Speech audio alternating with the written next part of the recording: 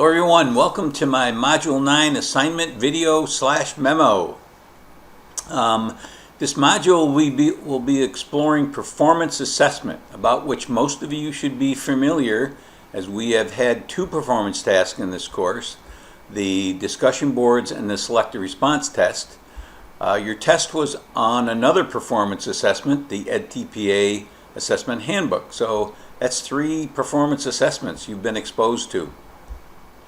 You have readings, Chapuis and Stigwins, Chapter 7, which is on performance assessment, Andrade's article, In the Service of Learning, an article on creating rubrics with your students, and an Edutopia video on the 5 characteristics of project-based learning. There's also a presentation by me, which I did a couple of years ago. So there's some outdated stuff in there, but I've highlighted I've made comments on the transcript where those changes will be not a big deal. You should have completed revising your selective response test. Again, I will not close this DB so everyone can take the tests of their classmates. So please check back during the week so you can take the tests of any latecomers. And there are always latecomers. They will not be able to complete your 3-part analytic summary without results. Your final revision will be uploaded for grading by me in Module 10. So you need to upload it there. I will not be looking at the revised Select Response Test DB to try to find your revised test. You have to upload it so I can grade it, Module 10. The discussion board and observations, conferences, interviews, etc. will be open for another week. Make sure you have at least 5 response posts with citations to support your comments in at least 4 of them. And if you're adding a web-based article, make sure it's relevant. Someone added one on observations, and it was teacher observations, and that's not appropriate for this course. So we want student observations. So that's appropriate for a administrative course, and this is not that. Our discussion this week will be a modified one.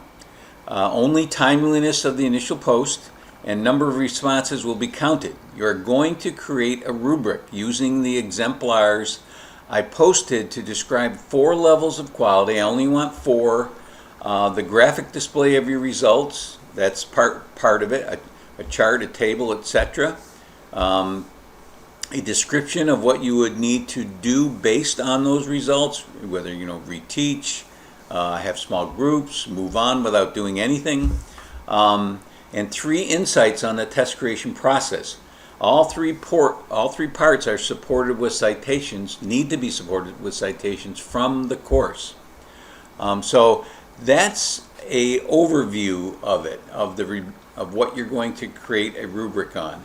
Now, this is going to be a work in progress, and as we go through the 2 weeks of this discussion board, you'll need to read Chapuis and Stigwins, pages 226 to 233, and Andrade's article, where she discusses the very process that we are going to do. You need to look at the exemplars and create a table. We've done that before.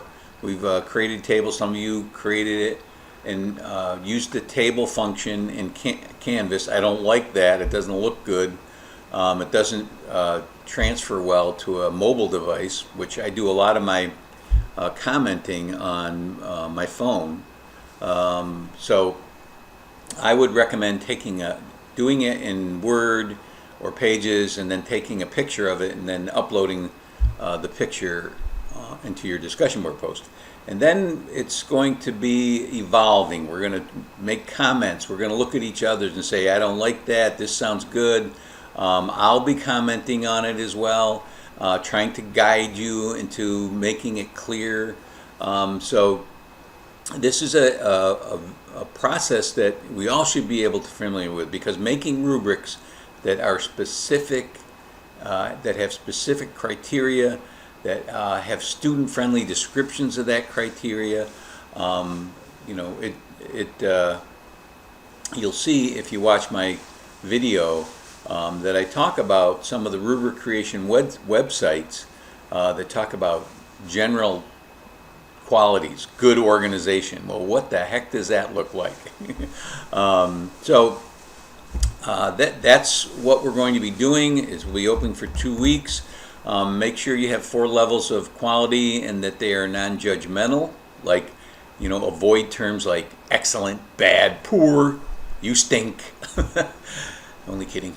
And you can use several names. In my rubrics, I use advanced, proficient, beginning, emerging, basic. Use labels that aren't judgmental, that are going to be hurtful. This will be a process where your rubrics will grow during the 2 weeks. The discussion board is open. Make comments on each other's rubrics, revise your own, and post them back. By the end of week 2, we should have some pretty good ideas of what a quality three-part analytic survey looks like. I'm not going to change the rubric now because I can't, because what's in the syllabus it's like a legal document, so I can't change it. But I will definitely use what we do in this discussion board to modify it in upcoming courses. So that's it. I'll talk to you next week.